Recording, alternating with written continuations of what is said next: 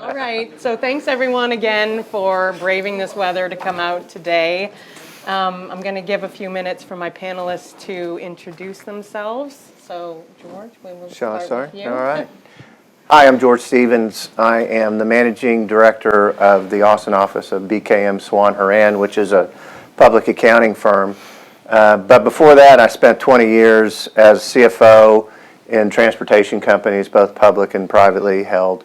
Most recently with Lone Star Overnight, which is an overnight package delivery company.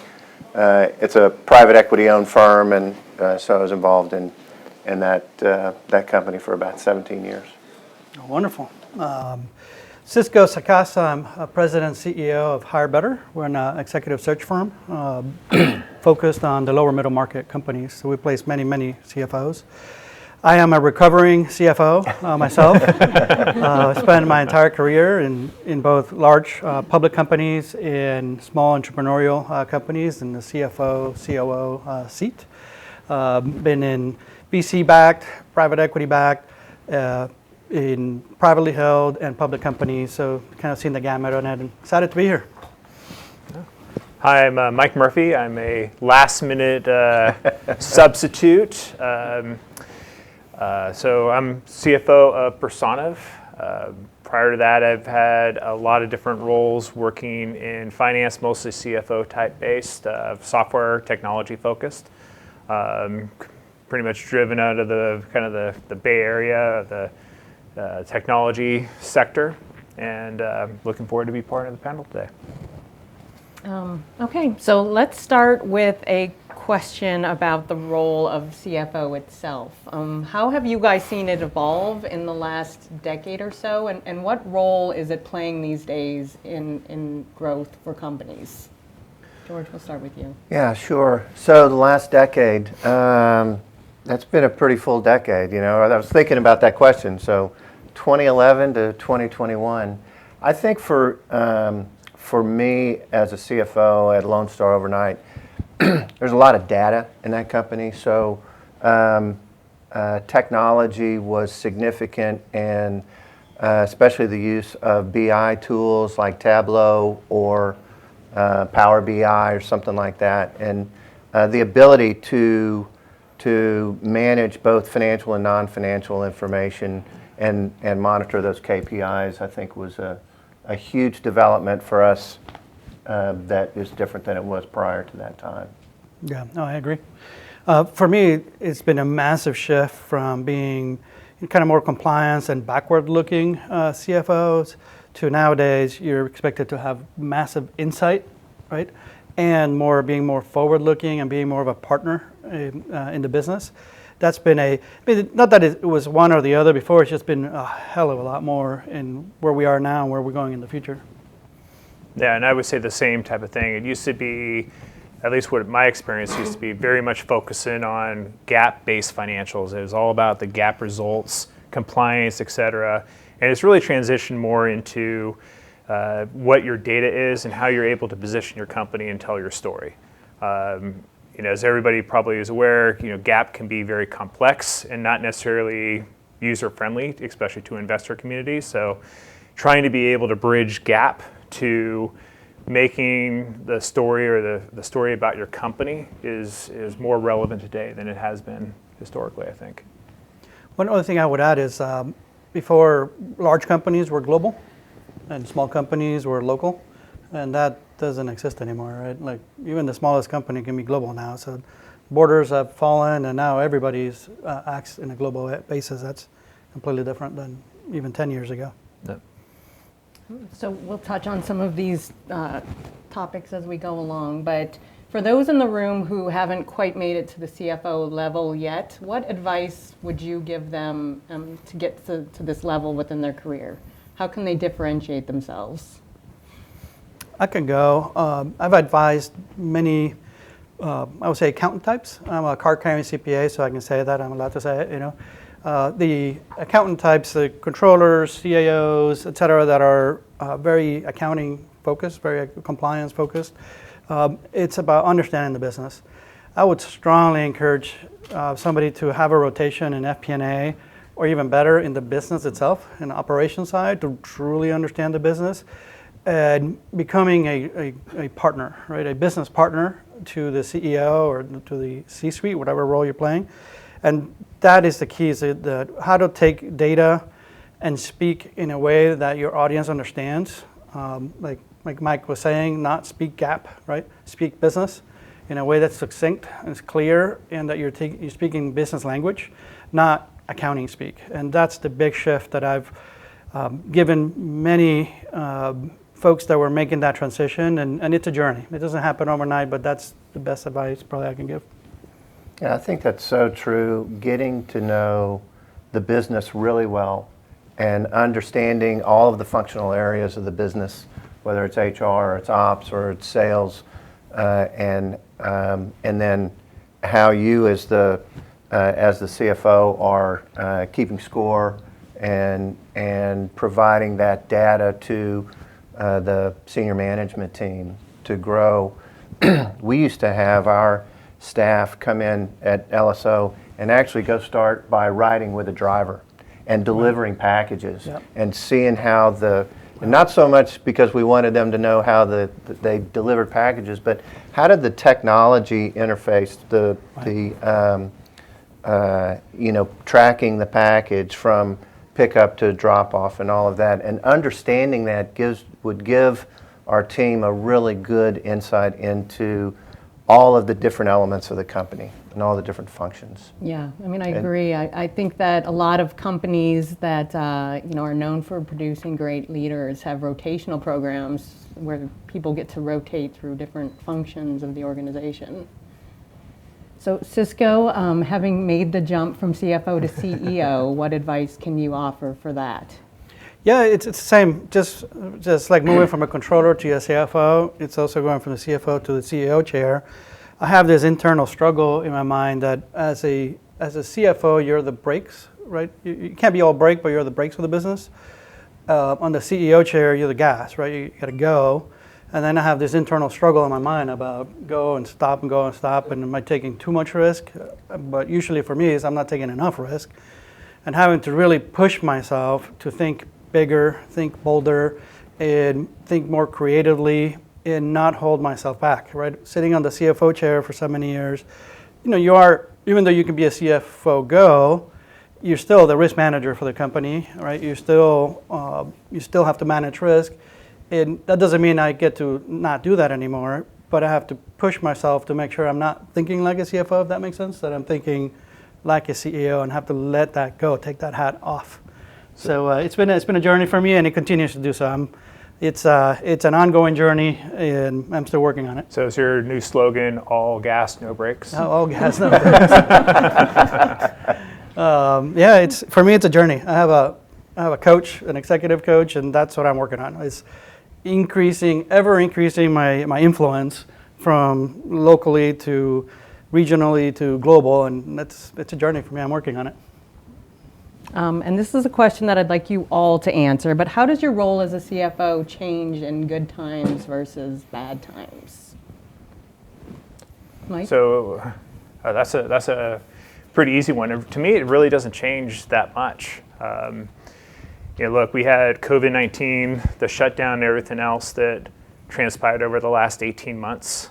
At the end of the day, the job doesn't change. You're still there trying to figure out ways to pivot the company and make sure that the business is operating smoothly. The last thing you want is to miss payroll, right? All of a sudden payroll goes out, everybody goes out the door, you're not able to deliver to your customers, et cetera.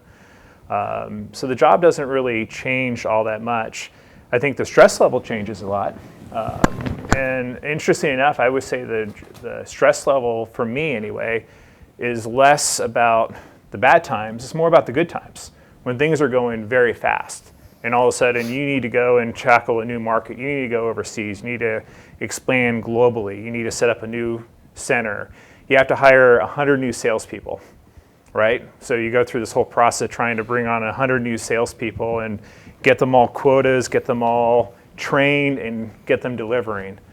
Those are the types of things that add more, I think, stress to the CFO role rather than, bad times is pretty easy. It's, as Cisco says, you tap the brakes and make sure that you have enough cash to get through the hard times. Yeah. Yeah, I agree. The role doesn't really change. Your tactics, your actions might change, but the role itself is the same. Right? Yeah. You're still investing, for growth. You're still, managing cash. You still got to make payroll. You still got to manage costs. So your role really doesn't change. The actions you take might change because you might need to pull back on expenses instead of investing heavily. So that, but I think ultimately the role is the same. Good or bad, it's still the same. What do you think? Well, I agree. I think that I do think that the cash management in a distressed company or during bad times. I guess the question is, define bad times. Yes. Is bad times I'm missing budget by a little bit, or is bad times, Closing our crap, doors. are we going to be able to make Yes. payroll this week? Yes. So I do think there can be some differences and some levers that you Sure. have to pull in bad times that that can be really challenging, and then in good times it's still determining the allocation of resources and making sure that you're continuing to to monitor the return on the investment of the various resources that you do have. And Cisco, you touched on this a little bit, but the CFO's role is mostly to tap the brakes and make sure that the company's not taking on too much risk at any point. So how do you manage enabling growth and maintaining that level of risk? No, that's a great question. I've always seen my role as a CFO to be a business partner to the business. I cringe when I see other CFOs, hey, to each their own. There are the CFO knows, the ones that see their job as being the gatekeepers, right? And I've never played that role myself. So ultimately, it's all about adding value, having influence, having impact on the business. And you have a role to play, so you have to manage risk. If we're going to go off a cliff, it's your fiduciary responsibilities to speak up and do something about it, right? There's no victims here. You don't get to say, I told you so. You're wasting everybody's time if you are. So it's not about just go, go, go as the CFO. Ultimately, you are the risk manager for the company. You have to play that role and that fiduciary responsibility. But you also are not a gatekeeper, right? You're not the naysayer. You're not the brakes. That's not the role I would encourage any CFO to play. I would encourage you to be a business partner and figure out how to partner with your teammates on getting things done, right? On whatever the objectives of the company is. That would be my take. Yeah, I think making sure that you don't want to be the no guy, but you do want to be the person that's saying, okay, how do these different options that we have align with our strategy, Yep. and try and keep us between the bumpers, unless there's a really good reason to get outside and go do something different. Mike, anything? Yeah, and I mean, kind of along those lines too. One of the, interesting enough, in the software space, you're dealing with a lot of startups. And so in a lot of cases, you're spending time with the CEO, and their whole vision is, we're going to be the next unicorn. World domination. They haven't even started, they haven't even had a go-to-market yet, and they're still talking about, well, this needs to go out of the way because we're going to get to $1 billion market valuation like that. In a lot of cases, you have to be the realist, but you also can't be the person who pours cold water over the dreams all the time. So it's kind of a balancing act that you have to be able to perform. And ultimately, one of the things that I think a good CFO is able to do is help bridge that gap. Say, okay, so you want to be $1 billion valuation company? Here's what the results need to be. And next quarter, this is what our test needs to be, is that we're seeing this type of result out of sales. And if I have this type of result out of sales, then we keep putting more fuel to that fire. So I think in a lot of cases, that's usually, especially when you're dealing with some of the smaller startup type companies that are out there, and you're walking in and you're dealing with a management team that's all, they just pitched something to a VC, they got a bunch of money, they got 20 million in the bank, and they're ready to go. And you need to help kind of bridge that gap between burning through that 20 million and how do you get to the next 50 million raise, which is hopefully you're going to be your next case, right? Right. Agree? And of course, any growing business needs scalable processes. So how do you ensure that accounting specifically, your processes are scalable? Can I take that? Sure. Do you mind, guys? Jumping on what Mike was talking about, this depends on the stage of the company you're in. I've seen early stage companies putting in heavy processes, and it kills creativity, and it kills the traction, and it kills the company. So in an early stage company that's highly creative, you want to have less processes. And I've gone through that a bunch of times in my life, where if you put too much process, it kills innovation. If you don't put enough process, then you don't scale, right? So it's about finding the right balance. Once you get to that mid stage, then you never have enough systems and you never have enough processes.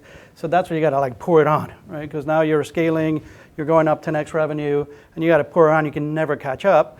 But if you start too early, it'll kill innovation. You'll never get there. So it's finding the right balance in the early stage versus the mid stage. And obviously, once you go public and you have a large company, completely different ballgame there. Yeah, I mean, processes are that's part of day-to-day accounting, right? You have the close, you have to reconcile the bank statements, you have to do your reports to your investors, et cetera. Those are, the initial processes that you have. But I've been with a startup where they were trying to go full force on, we got to be GAAP compliant, we got to be this, we got to be that. I go, right now, I don't care about that. I just care about what's in the bank. Let's talk about getting cash in the bank. And then from that, we can build, next step is, okay, now we could talk about GAAP financials, right? Because that's like the next, that's easy enough to do, but unless you got cash coming in, unless you're able to prove out that you're able to get cash from your customers and able to replicate that, you really don't have a business. So it can much to what you say. So you don't want to overdevelop processes too early in that stage. And then as you grow, the next thing I look at is I spend a lot more time focusing on what is the offer that we're actually doing. It's actually not accounting that's, to me, the most important thing. It's the offering that you're putting out there and making sure that you have the right box that is being sold by your customers or by your sales team, right? Because if your sales team doesn't have their sellable item, the way they're able to go to market and position it to their customers, they don't have anything that they can really scale, right? Because if they just make it up on the fly, I've been in companies where I've had a sales rep who brought in a big deal. It was a $1 million plus deal, and we find out, okay, well, what's this stuff that's added on? What are these things here? Oh, these are some things. I had a friend of mine who needed to close a deal, and we got the paper, so we're going to buy this from him to sell, and it's all part of our master contract. I go, well, how does that scale? How am I able to do that? That's not something that you can do. That's usually when processes start helping out. I have a client, $200 million in revenue. They've grown that in 4 years. So they went from 0 to $200 million in 4 years. They have a $2 million infrastructure. So they're still in QuickBooks. They're still in cash accounting. They don't even reconcile it. They basically use the checking account to pay bills. And that's it. That's all they have. So they called us with we need a CFO ASAP. When we got in there, it's like, yeah, you need so much more than a CFO. We're putting in NetSuite, bringing in a controller, an accounting team, basically building all the infrastructure from scratch. And they're going to try to move as fast as possible, but they're still growing. So they're going to go from 200 to 500 and to $1 billion in 2 years, and they still have a $2 million infrastructure. So in that case, they missed the boat, right? And they, you don't want to put this process in too early, but in that case, they waited too late. Now everything's breaking, right? And they're playing catch up, and they're going to have a tough time catching up. And of course, no discussion would be relevant these days if we weren't talking about talent, which has been a major issue for accounting over the last decade or so, but made worse, I think, the last 18 months. So how are you bringing in the best talent and making sure that you retain that talent? And this is, again, a question I'd like for the three of you to answer. Yeah, well, this is the talent guy. I'll take it. So first, a little bit of HireBetter for full disclosure. We're an executive search company, so we work in that VP layer and up. We don't really work in the middle layer or below very much. And we work in the U.S., so that's the scope of the work we do with highly scaled companies. Talent, it's been, I mean, what a ride the last 20 months from the pandemic hit, and a lot of companies shed workers, and there were more workers than there were jobs, and then flipped overnight, and now everybody's hiring, and the labor force is still not at pre-pandemic levels. We're still 4 million short versus pre-pandemic level or expansion. Everybody's feeling the pain, both on the attracting talent and retaining talent, right? So if you kid yourself that you don't have a retention problem, you're kidding yourself. You have a retention problem. Everybody does. If you haven't been hit, you will be hit. It is happening. So you got to work on both sides. You got to work on retaining the talent you have. That means you got to look at wages. Wages are going up. Inflation is a real thing, and you have to get in front of that. If you're not getting in front of it, you're going to get hit hard. People are going to walk out the door, so you got to get in front of it and deal with it now. Don't be reactive. And then 2, you got to work on building your pipeline and attracting talent, whether that's internal or external. But it's an issue. It's a huge issue for every company in every sector and every geography, and you got to work on it. For us, it's about, we've had to be way more creative about where we find top talent. The good news for us is people are willing to move, right? Pre-pandemic, some people were ready to move, some people were not. Right now, everybody's ready to move. So when we call somebody, they're ready to go. So that helps. That said, people have many options. So we'll have candidates go through the entire process, and you would get to offer, and they bow out because they had 3 offers at the same time. It's tough, right? So we're having to get in front of it and offer even more and bigger packages and more creative packages to find the talent, attract the talent, and keep the talent. So I can go on and on and on, but it's I'll come back, let you guys talk about it, and it's an interesting marketplace. Yeah, my number one golden rule. My number one golden rule is take your time and hire the right person. I learned this early on in my career. I was with a publicly traded software company. I was the revenue controller. I had a team of 15 people. This was during the .com boom, right around the 2000 timeframe in San Francisco Bay Area. So to give you an idea, I was willing to take anybody who could walk off the street. I would teach them Excel to be my AR supervisor. That was the type of issue we had. And one of the things I quickly realized is that doesn't work. You really need to be able to focus in on bringing the right people, the right talent at the right time in the organization. Because if you're just hiring bodies or warm bodies that can, fill up a specific role, they're going to learn from you and they're going to go off somewhere else, or they're going to fall down short and you're going to be spending all your time being the AR supervisor as well as the revenue controller, as well as all the other roles that you're trying to fill. So it's very important that you hire, quality, and you really take time to evaluate that, especially for people as you move up into a CFO seat. You need to make sure that the people that you hire below you are the right people. If I can add to that, is basically the rule is don't ever settle. If you're not sure about a candidate, don't hire them. Wait to hire the right person. Don't ever settle. And that's what the mistake I see all the time. There's like, well, it's the person I had, so I made an offer, and then 6 months later, they're having to move that person out, or they leave, and you have to start all over again. Don't ever settle. Well, I think the corollary to that is if you do hire somebody and you find out they're not the right fit, don't be shy about pulling the plug on that and liberating them into the marketplace so they can go find something else. Culture is so important, and so taking the time to find out if they're a good culture fit. And then also, as I look around in this room, we got a bunch of old white guys in here, and that's not who we're hiring now, right? So we've got to be constantly evaluating our own ideas about what makes a good culture, and think about who are the people that we're trying to attract, recruit, retain, and be flexible enough to allow the culture to embrace that pool of people. Yeah, that's one of the questions I get the most is about diversity. in how do you hire for diversity. And it's a tricky question. There's no right answer here. But the advice we give our clients is focus on the top of the funnel, right? Cast a wide enough net that you catch as diverse as candidates as possible. The error that we see the most is that people hire from their network, right? So you only hire from people that you know. And for most people, you tend to know people that look like you. And if that's who you're hiring from, you're leaving an entire population that you're not touching, and you're going to end up with a team that kind of looks like you.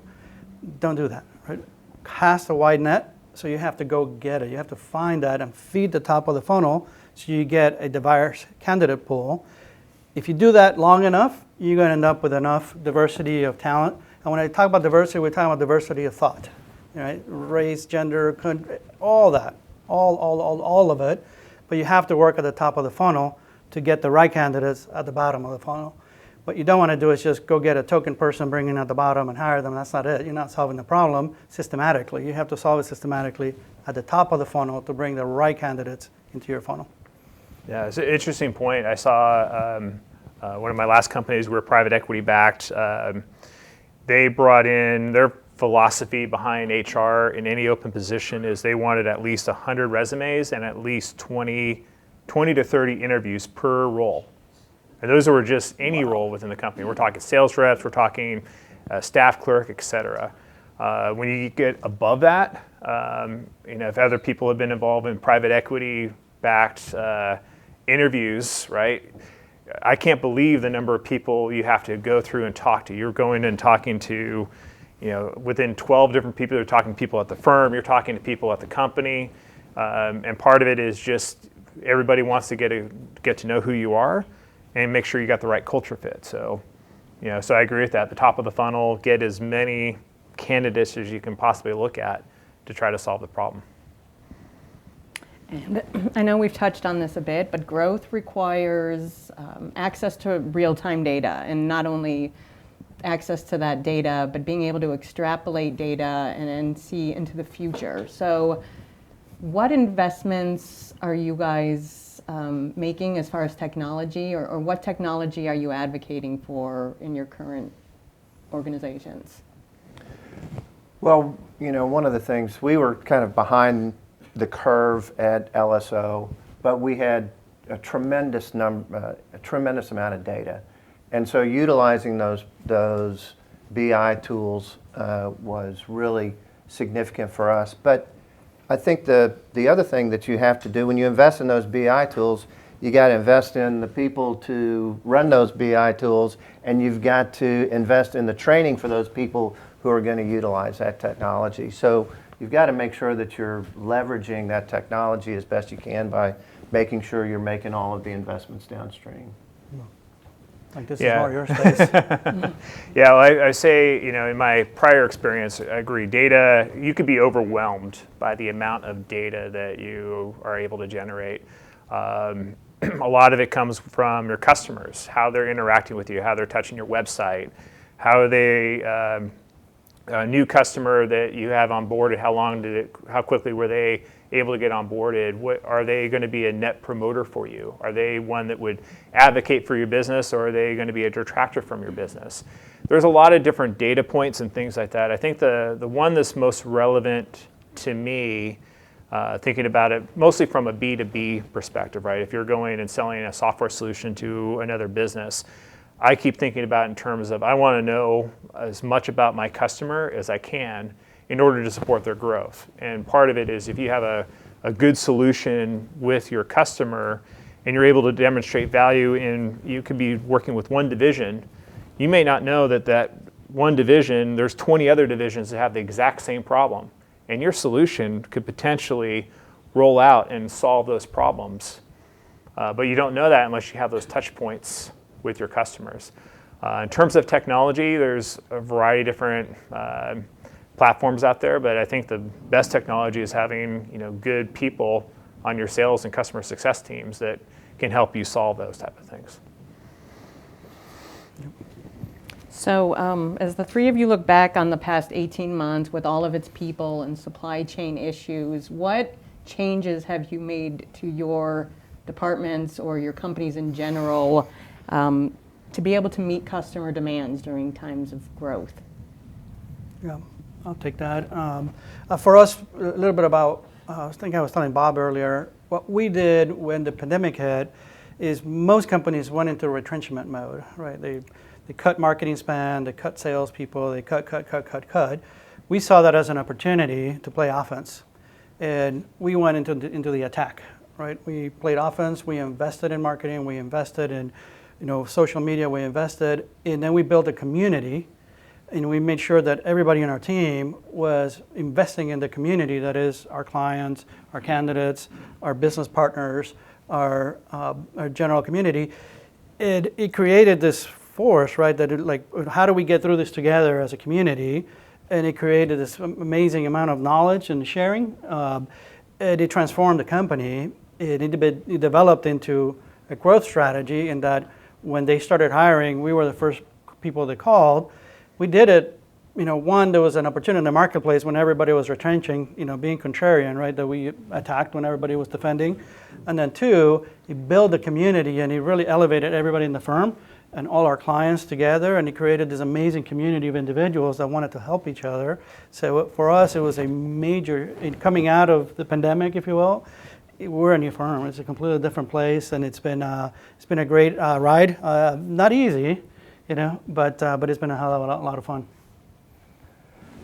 So I was with a parcel delivery company when the pandemic hit, and everybody stayed home, and they started ordering off Amazon and Nordstrom and Best Buy and whomever. And so it was a great thing for Lone Star overnight.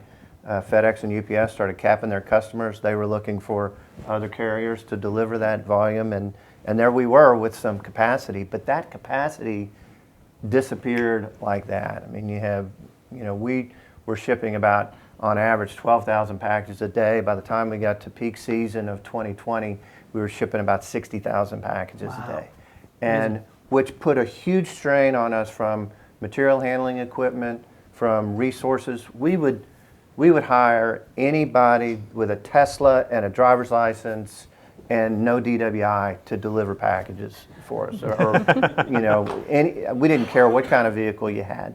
But that was really a challenge for us, and we had some service failures. But the other kind of supply chain issue that we had was when we were going out and ordering material handling equipment that was customized. There were plants that would be shut down that were making that material handling equipment because of COVID, and so we needed to get stuff delivered by October 1st in order to be ready for peak season, and we were getting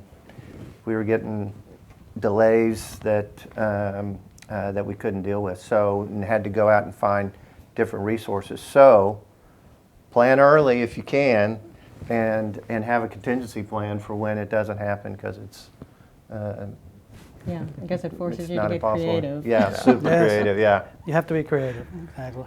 And this is the last question, and then I'll open it up to the group for any of your questions. But how are you preparing yourselves and your companies for the future?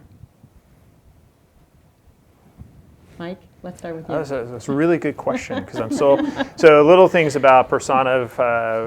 We went through an exit at the end of December last year.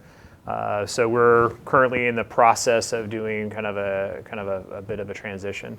So in terms of how to position ourselves for growth and things like that, I think part of it is spending time understanding a little bit more about our customers, understanding what areas that we can service, and how to ramp that up quickly. I think one of the things that you'll probably hear people who know me would say, that I say a lot, is I do not like spending money on G&A. That's the last thing I want to spend money on. Where I want to spend money on is sales and marketing, because that's how you grow your business. If you're putting the money into sales and marketing, good things come as long as you're able to deliver at a reasonable cost. And so, in terms of where that path is going to lead, we shall see. Yeah, well said. Yep. I'll go for us, for HireBetter. We have traditionally been a Texas-based firm, and we're in a major expansion mode right now, being a national brand. And that I mean, many folks in Austin and Texas know who we are. When you go outside of Texas, they haven't heard of us. And for us, it's a major investment in sales and marketing, in building our brand at a national level so that you can go in any area in the country and that people, there's awareness, they've heard of us. And we're having to be creative about how we do that without burning a massive amount of capital, because you can plow through it very quickly when you do that. So it's being creative and having the gusto, the guts to go for it and go big, at the same time being fiscally responsible and efficient with the spend to make sure we're being efficient with the capital that we deploy. So I'm in a new role now as with a CPA firm, and so one of the things that growth for us means additional billable hours, which means additional people. So we're trying to figure out how do we bring on new people that are, as I mentioned earlier, think differently than maybe we do, and they're thinking about how many hours do I have to be in the office every week? I really want to work at home in my pajamas, and so trying to figure out how, in a client service business, we let people work in their pajamas from home. But trying to be creative with that. The other thing is, right after I took this job, I met with Cisco and was telling him about this new opportunity. He goes, "Now tell me the name of your firm again." And I said, "BKM Sowan Horan." He goes, "Look, I've been in finance in Austin for 15 years. I've never heard of you guys. You have a brand problem." Brand awareness. Brand awareness problem. And so I've decided to do things like speak on panels. And we appreciate that. Well done. So I don't know if any of you guys have questions for our panelists, but if so, now is your opportunity. I have one. So what do you think the HR function should report to? Should a CFO be responsible for HR, or should it be the CEO? I can take that if you guys want. First, there's no right answer. We have many of our clients that have a chief HR officer that reports to the CEO, and we have some that report to the CFO or some other arrangement. The general, I would say, the well-worn path, if you will, is that when the company is smaller, it tends to report to the CFO. And as the company grows in complexity and size, they tend to break out and then have a seat at the table at the leadership team. That's the norm, but ultimately, there's no right or wrong there. It's about, having the right people on the right seats. If your CFO is very strong on the HR side, it's perfectly okay for HR to report to them. If they're not, then the wrong person on the wrong seat and break it out. So it depends on your team, on your strategy and your growth. Yeah, and you can almost do that across the board with almost any function. You look at legal, IT, those are things that can be standalone. They can be things that are under the CFO's umbrella, right? And at the end of the day, it really boils down to, what the individual's aptitude is. If they're able to, tackle those type of challenges and are good at it. HR, maybe the CFO is not really a people person and likes to manage costs down to the penny. Might not be the best person for that role. Or somebody who doesn't understand IT and the need for certain infrastructure spend. So it depends on the aptitude and what their desire if they want to pick those things up. Yeah, in my experience too, whether it's HR is reporting to the CEO or the CFO, if they're reporting to the CEO, there always seems to be this informal line between HR and the CFO because I just think there's so much cross-pollination between those. Yeah, well, we limit headcount, and it's also on the IT side, we control CapEx, right? So those are the two things that HR and IT have to live on. So there's definitely, there's going to be some relationship between those two groups. Now, I'll add my personal opinion on this one. As a CEO, I want HR reporting to me because a huge part of my job is driving culture for the company, right? The DNA of the company, and I want to have direct access and influence over the HR function. So I personally prefer and want HR reporting directly to me, but there's no right or wrong. It all depends on the strategy of the company. What else? How do you see like finance and accounting teams as a whole? How do you see like the structure of that? How's that changed in the last 10 years? Like we're going through, do we put people centrally in a kind of lower cost country? Do we align them to the business unit? Just kind of curious to get your thoughts on that. So I think the question is, how has finance and accounting function changed over the last 10 years? Yeah, and kind of and where you play, where do you see like roles being placed now? Particularly on geography and Yeah. centralized versus decentralized. Well, Yeah, I mean, I'll give you my sense. So your business. yeah, I've been in Austin now for 16 years. Of those 16 years, 10 years of those, I was working for a company out of San Francisco. My job was more kind of a BU type CFO at that point, where my job was partnering with the head of sales, delivery, other finance people, and making things kind of work. I'm thinking you're starting to see a lot more of that, and you're seeing a lot of CFOs coming through that channel versus your traditional nuts and bolts accounting. And at the end of the day, accounting is accounting is accounting. You have close, you have bank reconciliations, you have all the different things you have to do. And where those things get done is not as important. What is important is how do you align the finance function, which I would separate from accounting. How do you align that with the goals of the business?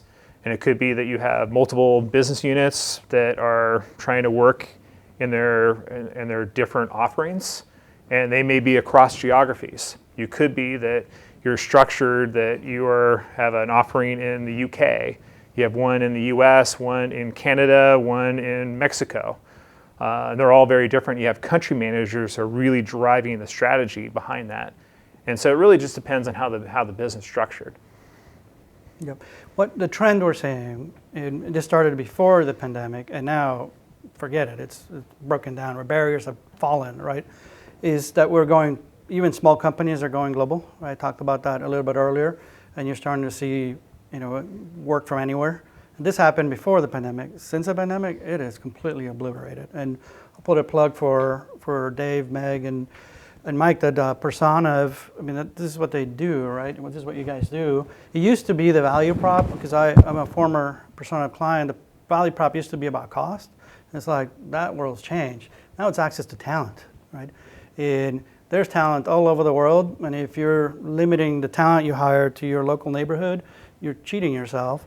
With companies like Personiv, now you have access to talent on a global basis. And having more access to more talent in more different places, it's a beautiful thing. So the way I see it is, it doesn't matter where it sits, as long as you have access to the right talent and you have the right systems and processes and tools, that works. You do a good job? Yeah, you did a very good job. We'll buy you lunch. Pitch man. All right, well, David? We're talking about mid-market company hyper-growth, and you were talking about making investments in sales and marketing, and Cisco, I think you mentioned being fiscally responsible, right? How do you evaluate, let's say we're, mid-market company's got an addressable market, wants to step on the gas. When is it okay to bring EBITDA down and come out the other end? Well, Do you have a PE sponsor? The answer there would be never, but yeah. Well, I'll give you an answer being so I was with a company, we were a publicly traded company, we got sold to Alcatel-Lucent. Eventually, Alcatel-Lucent, a French company, they were running out of money and they needed something, so they sold us to private equity. We're a perpetual software company. We had great EBITDA margins. Our margins were 30% EBITDA margins. Nice. We were growing at roughly 5 to 10% every year. And that was okay when you're with Alcatel-Lucent. They were expecting that every year. You're going to grow 5 to 10% every year. As long as you deliver that EBITDA margin, we're great because that makes our books look great because we're a hardware company and software margins look fantastic to a hardware company. Then when fast forward, we got carved out, went to private equity. The first thing they looked at was, we got this all wrong. You need to be a cloud-based company. We are going to take you and move your lever from a perpetual software company to the cloud. I put together an analysis that went to the board of directors that said we had to spend $250 million Oh. in order to accomplish that. We called it kind of like the Super Bowl. We called it, I was teaming with some marketing people. We called it like the Super Bowl commercial. We're going to run something along those lines, right? And they looked at that and go, that's not enough and it's too slow. So their next mission was to go and start acquiring businesses. But in the meantime, our EBITDA tanked. We went from a 30% EBITDA to roughly break even. But that was okay because the value driver behind all that was our new cloud-based bookings. That becomes the story, and that's a critical thing that the CFO has to be able to try to tell to investors, right? Is you moving away from this model that shows that you're highly profitable and making tons of money, and you're getting an EBITDA valuation at 10x.